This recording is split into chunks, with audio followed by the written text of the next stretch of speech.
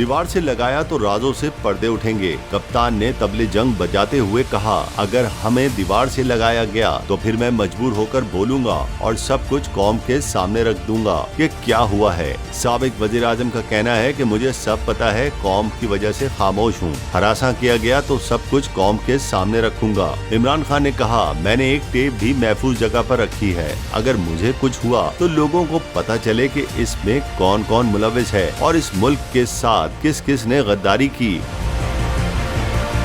Social media का जमाना है, ये चाहें भी तो रोक नहीं सकते। चेयरमैन पाकिस्तान तहरीक इंसाफ इमरान खान ने मीडिया से गुफ्तगू करते हुए कहा है कि अमेरिका चाहता है कि एक फोन कॉल आए और पाकिस्तान उनकी जंग में शामिल हो। अमेरिका ने हम पर वो लोग मुसल्लत कर रखे हैं जो चोरी में बैनुल अक़वामी शोहरत रखते हैं। मौजूदा हुक्मरानों को मौका मिला तो इसराइल को भी तस्लीम कर लेंगे। इमरान खान ने कहा कि ये दोनों जमातें 30 साल से हुकूमतों में हैं। इन दोनों खानदानों के होते हुए पाकिस्तान तरक्की नहीं कर सकता। इनके हुकूमत में आने के बाद से भारत और बांग्लादेश हमसे आगे निकल गए। ये लोग मुल्क को अनारकी की तरफ ले जा रहे हैं। उन्होंने कहा कि इन दोनों खानदानों को इलेक्शन जितवाने के लिए इंतजामिया पूरी तरह मुलविस है। सिंध का बल्दियाती इलेक्शन जैसे हुआ, क्या ये है इलेक्शन? सिंध के बल्दियाती इलेक्शन में दहशत फैलाई गई, क्या ये जमहूरियत है? पंजाब के ज़िमनी इलेक्शन में धांधली का मंसूबा तैयार है, लेकिन अवाम ने उन्हें हराना है।